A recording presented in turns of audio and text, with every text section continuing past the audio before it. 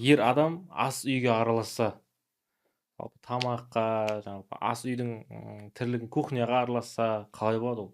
Дұрыс па араласу или керек емес па? Мысалы ана мәселе бар ғой, не тамақ істеймін дегенде Иә, кіретін дейді соның ішіне. иә, дұрыс түсіндім. Бір күні Мартукта жұмыс жасаймын, акиматта ішкі саясат бөлімінде. Сосын Ажар деген қыз бар, главный специалист болды, сосын Гүлмира деген қасында бухгалтер қыз болды. Үшеуміз отырамыз бір кабинетте. Сосын кешкі қайтатын уақыт болып қалды, әйелім звондап, әйелім жатты, сұрап жатты, не тамақ істеп қояйын деп. Сосын мен жылқыны едім залда, қолдан лапша кестедім да, лапша істеп қой дедім. Екеуі бүйтіп қарайды ғой маған. Көз бақырайып екеуі кухняға араласасың ба не дейді ғой. Бүйтіп араласамын дедім. Неге араласпаймын? Ақша тауып жатқан мен, асырап жатқан мен, не жегім келетінін мен шешемін дедім. Істейтін әйелім дедім. Мен кухняға кіріп, мынаны былай тұздамадың, астын былай бұқтырып қоймадың, мына кастрюльді дұрыс жумадың деген емес, ол емес. Не пісіремін мен? Түсінесің ба? Не пісіремін? Шешімді қабылдап жатқан мен.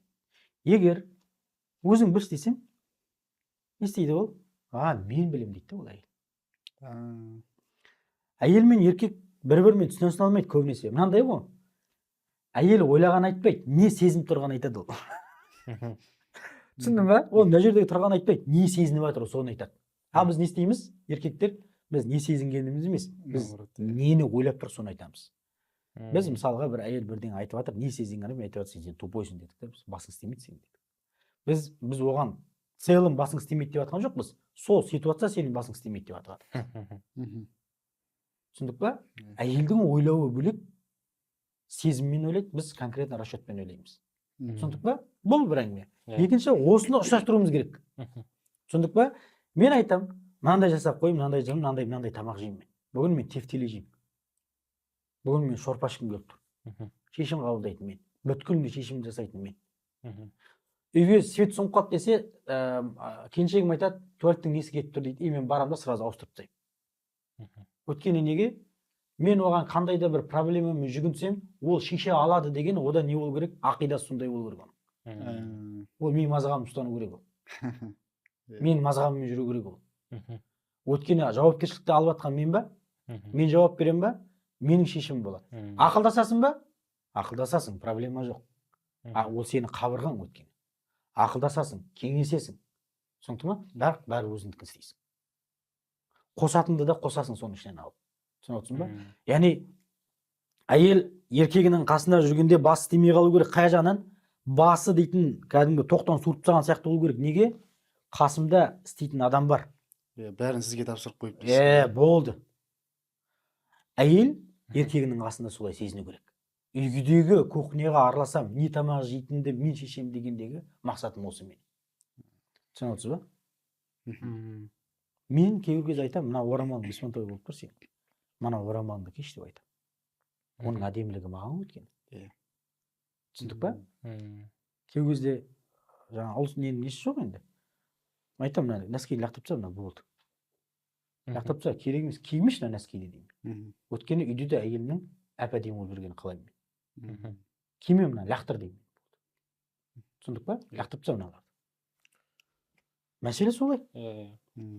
Пайғамбарымыз ше кухняға араласқан ба? Пайғамбарымыз алейхиссалату вассалам аналарымыздан келген хадисте не дейді? Үйде де сыпыратын еді дейді. Өзінің киімін өзі тігетін еді дейді. Кана фи хидмати байтихи. Кана фи хидмати байтихи деп пайғамбарымыз алейхиссалату вассалам үйдің қызметіне араласатын еді дейді. Көмектесетін еді деп тұр ғой. Яғни сен де үй жинауың бір мезгіл сен де ыдыс жуып жібергенің, бір мезгіл пылесостап жібергенің, сен қағындығыңнан түсіп қалмайсың. Керісінше сен әйеліңе көңіл бөліп, не істеген боласың, көмектескен боласың. Әйелі балаңның бір сәт памперсін ауыстырып жіберу проблема емес. Бірақ постоянно соны істеу керек деген сөз бар ма? Жоқ. Ұсақшыл болып кетесің әйтпесе. Түсінікті ма? Ұсақталып кетесің. Постоянно деген сөз жоқ. Моментінде. Үлгерілмей жатқанда көріп тұрсың. Сол кезде көмектесіп жіберсең ешқандай не жоқ, айыбы жоқ. Мынандай қазақта сөз бар да, бай қараса бақ қарайды деген. Ол бақ әйеліңе қарап тұр деген сөз, саған да қарайды деген сөз ғой. Түсіндің ба? Ол бақ саған да келеді деген сөз да. осы тұрғыда сіз міне әдемі тақырыпқа келдік. Негізі айтайын деп отқаным, сіз мына осы тақырыпта күнде мысалы нелер рилстар шығып жатыр, Иә. соны жаңағы комментарийлер жазып отыр неше түрлі, соны қарап отырсақ, осы мәселеге қатысты мысалы мен бір жазып жібергенде, мен жаңағы әйеліме көмектессем, менің таныстарым айтады, сен подкаблучниксің деген сияқты. Сонда мен әйеліме көмектескенім, әйелім жағдайын жасағаным, сонда сол подкаблучник болғаным ба деген сияқты сөйтіп жазып жіберген да. Соған жауап берсек. Подкаблучниктер деген кім, соны білейікші. Иә. Достарының жиналысына әйелінен сұранып шығатын адам ол подкаблучник ол. Ол натуральный черт ол. Түсіндің ба? Үйіме достарымды әкеліп бара алмасам мен үйге қалаған кезімде, үйім достарыма келіп тамақ шалмаса, емін еркін шығып достарыммен, бірақ әрдайым емес, безала бірін емес, уақытымен. Иә, кәдімгі ескертіпті. Жоқ, ескертіп дегенде мынандай ғой, кәдімгі қалай деп айтсақ болады, бармасаң болмайтын жиналыстар болады ғой, бару керек. Кәдімгі оғаның несі бар, үзір кәдімгі себебі бар. Салмақты себебі бар. Yani анау сияқты қуып ПСК, КСК, күн жарым, сояқта донер жеп, темекі шегіп, сол жерде сасып, тек үйге жуынып, шайынып кетуге келеді, ол емес, оны айтып отқан жоқпын. Ал егер сен соған сұранып шығатын болсаң, онда сен чортсың, онда сен. Үйге әкелу деген мәселені айтып отқан болсыз. Иә, енді қара да, сен әйеліңе көмектессең ешқашанда подкаблучник болмайсың. Сен наоборот, пайғамбарымыз алейхиссалату вассаламның және соған артынан ерген сахабалардың және соған ұқсаған адамдардың сүннетінен үлкен берекелі ісінен дөп түстің сен. Түсіндің ба? Әйеліңе, ол адам. Сен оны жақсы көремін деп алдың. Қызметші қылып алдың ба сен онда? Оны қызметші қылып алсаң, онда сен қызметшінің несін жасайсың онда. Әйелің күң болып кетеді. Ал егер де сен ол менің әйелім, ол менің жан жарым деп көмектесетін болсаң, онда сен үйге бақ кіргізген, үйге жылулық алып келген адам боласың. Мынандай нәрсе айтайыншы. Омар радиаллаху анху ең қатал адам болған ба? Біләлдің түсіне кіреді ғой пайғамбарымыз алейхиссалату вассалам. Қуаншылық Омардың қаталдығынан болып жатыр. Шамалы жұмсақ деген жұмсақ болсын деп айтады. Түсіндің бе? Омар радиаллаху анху мынандай бір сөз айтады. Біз Омардан мықты емеспіз ғой, жігіттер. Омардан мен мықтымын деп келетін болса, істесін келіп. Омар радиаллаху анху мынандай бір сөз айтады. Ер адам дүзге шыққанда қатал болсын, және ол байсалды болсын. Адамдар одан сескенетін дейді. Үйге кірген кезде бала сияқты еркелесін дейді. Әйел бала шағасына.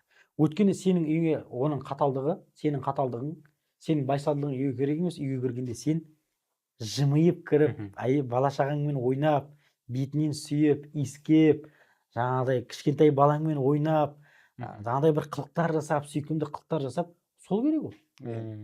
Түсінесің ба? Біз наоборот бұл керісінше болып кеттік. Үй жақ дүзге шығамыз да, бәрімен о Бексұлтан, о Дәулет, о Сальман, деп үйге келгенде, қатын, ол емес ол. Сен сонда подкаблучниксің сен онда. Түсінесің ба? Жаңағыда қазақтың жақсы сөзін айттым ғой, бай қараса бақ қарайды деген. Бақ тек әйеліңе келмейді, әйеліңе келсе, ол саған да келді деген сөз да. Түсінікті ма?